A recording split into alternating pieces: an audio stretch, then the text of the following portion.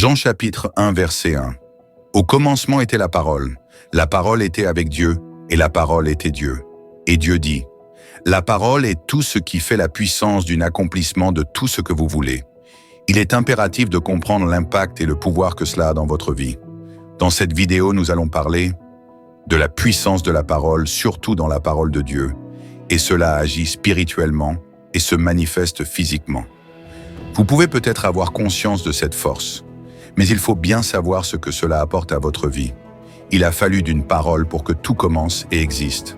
Si quelqu'un veut aimer la vie et voir des jours heureux, qu'il préserve sa langue du mal et ses lèvres des paroles trompeuses. 1 Pierre, chapitre 3, verset 10. La Bible nous enseigne de choisir nos paroles avec sagesse. En réalité, la parole de Dieu affirme que la vie et la mort sont au pouvoir de la langue.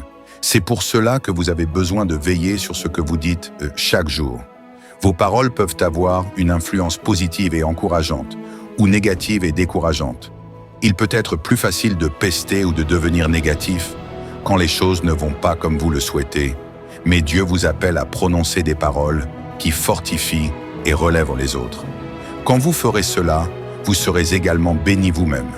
Aujourd'hui, découvrez un nouveau sentiment de joie en prononçant des paroles de foi et de victoire sur votre vie et sur votre entourage. Avant tout, faites cette petite prière. Père, merci pour les paroles encourageantes que tu m'adresses. Donne-moi la force quotidienne de prononcer des paroles encourageantes et de ne jamais laisser aucune parole malsaine sortir de ma bouche. Au nom de Jésus, Amen. Nos paroles ont de la puissance. Joël chapitre 3, verset 10. Dieu a planté en vous une semence de victoire et de succès afin que vous régniez dans cette vie comme un roi en Jésus-Christ. Parce qu'il vous a créé à son image, il veut vous rendre fort, stable, et que vous deveniez celui qu'il a prévu que vous êtes. Seulement, vous ne marcherez pas en vainqueur avant de vous être vu comme un vainqueur, et vous devrez d'abord prononcer de bonnes paroles à votre sujet avant que celles-ci ne prennent corps réellement. Bien des gens ont laissé le diable saper leur foi et laissé de mauvaises semences pénétrer leur esprit par leurs paroles négatives. Jacques. En étudiant le contexte de ce passage, vous découvrirez que Jacques compare la langue au gouvernail d'un navire. Par nos paroles, nous pouvons donner une direction à notre vie et l'orienter soit vers la bénédiction, soit vers la malédiction. Par exemple, certains disent « Je suis trop moche pour me marier »,« Je suis trop vieille pour avoir des enfants »,« Je ne suis pas suffisamment qualifié pour réussir » ou « Je ne suis pas assez intelligent pour faire des études ». Ils ont maudit leur vie et mangent aujourd'hui du fruit de leurs paroles. Nous devons cesser de dire de telles choses. Accepteriez-vous que quelqu'un vous dise « Tu es moche, tu es bête, tu rates tout ce que tu fais » Non, alors pourquoi le feriez-vous envers vous? Nous devons veiller avec le plus grand soin aux paroles que nous disons, car elles vont modeler notre esprit et détermineront le cours de notre vie. Vous ne devez pas parler en fonction de la piètre idée que vous avez de vous-même, mais de celle que Dieu. Nous voyons cela dans la vie d'Abraham et de Sarah. Dieu avait tracé une destinée glorieuse pour Abraham et Sarah. Il voulait leur donner un fils, mais surtout faire d'eux une race messianique. Mais auparavant, il dut changer leur nom.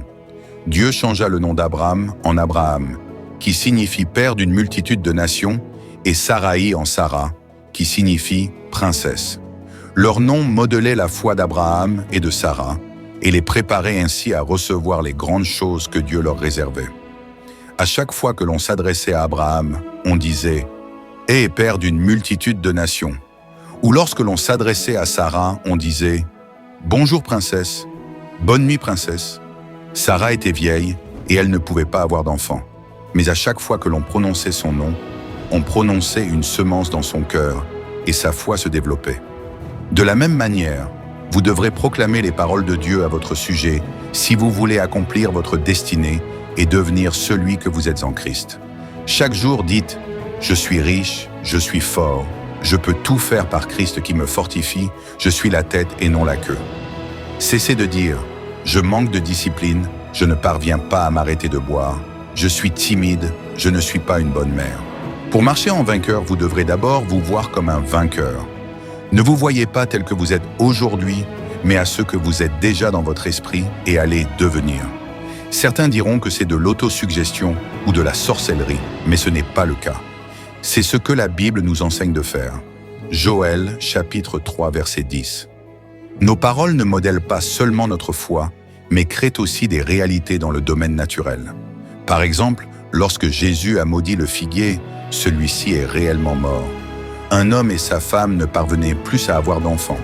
Ils avaient déjà une fille, mais ils désiraient un garçon. Les années passaient et ils finirent pas se décourager. Un jour, cet homme se renseigna sur la signification de son prénom Joe et découvrit qu'il s'agissait du diminutif de Joseph, qui signifie « Dieu rajoute ». Il a alors demandé que tout le monde l'appelle Joseph. Quelques mois plus tard, sa femme devint enceinte et donna le jour à un petit garçon.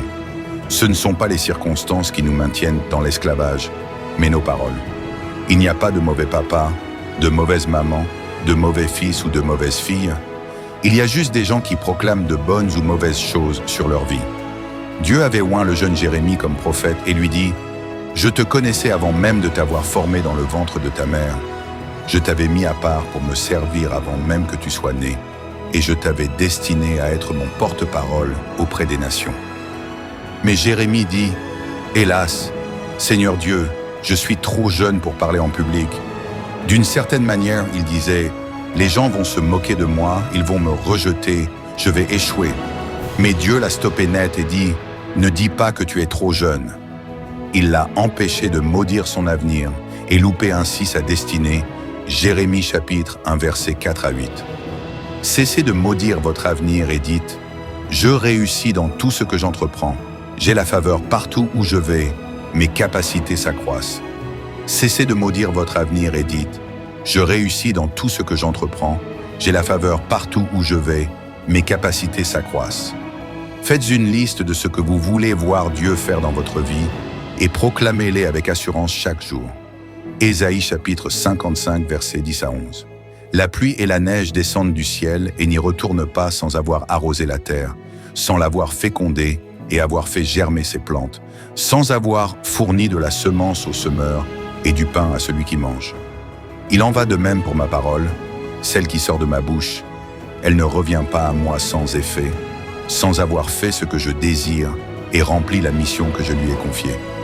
Prenez soin de vos paroles, surtout quand vous les prononcez envers vous, vos familles, vos travails, votre entourage, car la puissance qu'elle a des impacts négatifs ou positifs sur votre vie et celle de vos proches. Changez juste votre manière de parler, priez Dieu qu'il vous aide à vous préserver de mauvaises paroles et proclamez toujours à haute voix tout ce qui vous apporte du bien et au nom de Dieu. Que Dieu vous aide et vous bénisse.